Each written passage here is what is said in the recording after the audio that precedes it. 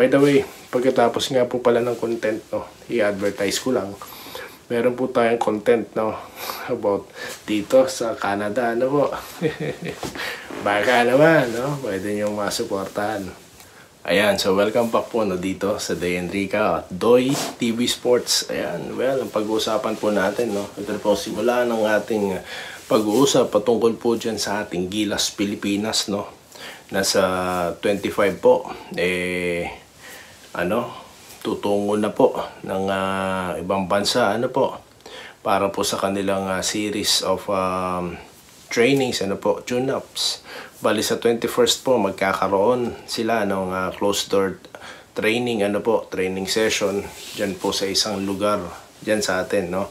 So, it's closed, hindi po bukas sa publiko, no, para nga naman makapag-practice sila. At yun nga po, sa 25, alis na sila, no, in preparation dyan po sa, qualifying tournament po ng FIBA, no, para dyan po sa Olympics. Ayan.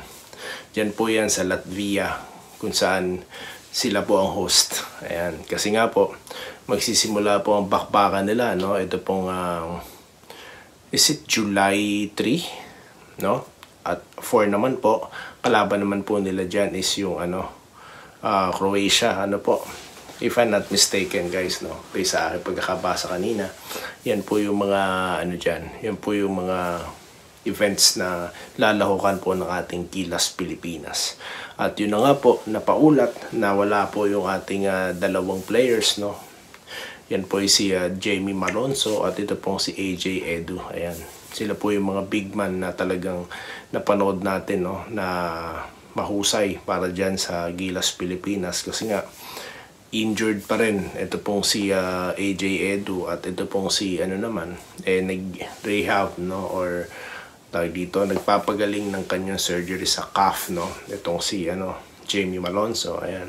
So definitely, hindi po natin sila makikita in action. Bagamat, dumating na po si Justin Brownlee para naman po mag-ready na rin para dyan po sa mangyayaring qualifying tournament. At napakahalaga po niyan dahil yan na po yung ating tsansa, no, para makalahok po tayo, no, dyan po sa FIBA, ayan, or sa sa tournament ng men's basketball teams dyan po sa upcoming Olympics. Ayan, kasi nga instant na po sana kung tayo po nanalo, di ba, dun sa nakaraang tournament kung saan ginanap po dyan sa ating bansa. Nandyan po si Jordan Clarkson, kaso isa lang po atang ipinanalo natin dyan, no. Well, na-cover po natin yan. Dyan po sa baba, may series of Gilas po tayo, no. Series of Gilas po tayo dyan. So ngayon, ito na naman po tayo. Sinisimula na naman natin, no, yung ating series of Gilas, no, para pag-usapan po natin mga posibleng galawan, posibleng diskarte, ayan, na Coach Tim Cone, dahil siya pa rin po nananatiling head coach ng Kupunan. Ayan, bali, nabanggit po natin kanina, may dalawang players po na wala sa Gilas, no, because of injuries.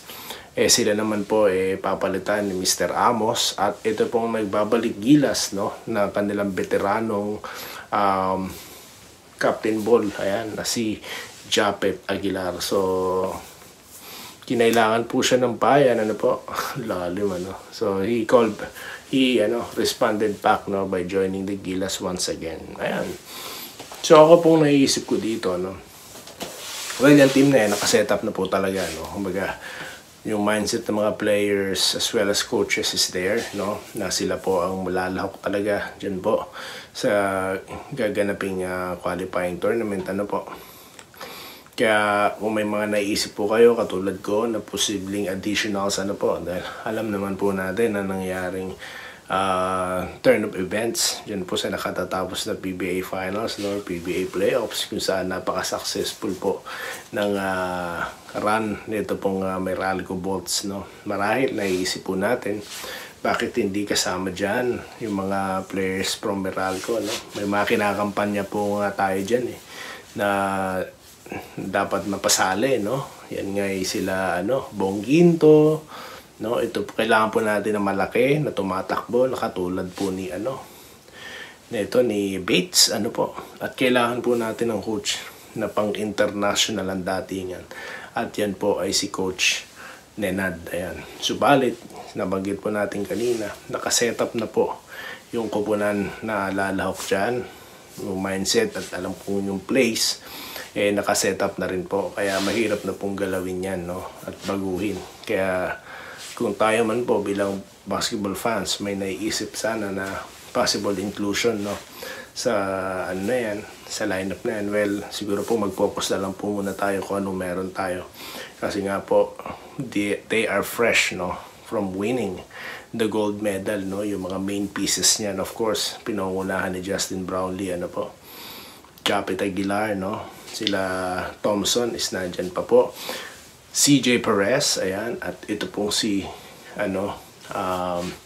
Chris Newsome, ang hero ng Game 6. Ayan, kung saan po nakuha ng Meralco ang kanilang unang kampyonato. Ayan.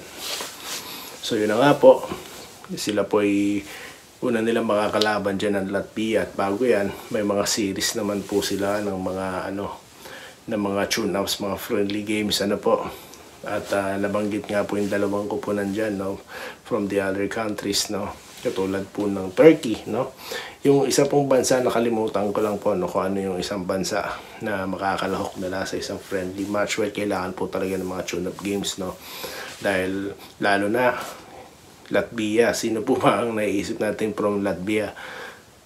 Si Kristaps Porzingis. Although di po natin alam yung final lineup nila, kung naisubmit na, kung kasama ba siya, pero for sure kasama po yan, no, para lang po sa akin, kasi nga hindi niya pababayaan yung bansa niya, no. Kung okay naman siya, kung clear naman siya maglaro, I think kasama siya dyan, no. So that's Kristaps Porzingis for you, a 7'3" that can hit anywhere he wanted, no. So kung paano pipigilan niya mga ganyan, no, at kung paano po pipigilan ang buong kupunan ng Latvia, dahil napakarami pong katulad niya, no. hindi lang siya ang babantayan mo. So talaga wala kang itulak kabigin sa mga yan, malalaki. At yun na nga po sinasabi natin, international type of competition, takbuhan po yan, pasahan ng bola, no. Hindi po katulad ng traditional old basketball, no. Pero titignan natin ang magiging diskarte, at yan po ang ating pag-uusapan sa susunod na content, ang magiging diskarte ni Coach Tim Cone. Well, by the way, ang ating pong best player of the conference, Junmar Fajardo, is nandyan pa rin po sa kupunan na yan.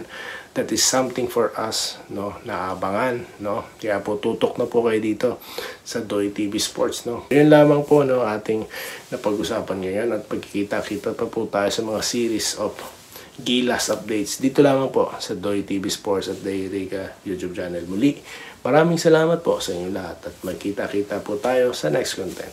Magandang araw po sa inyong lahat. Salamat po sa panonood. Subscribe na para sa mga susunod na basketball at boxing videos.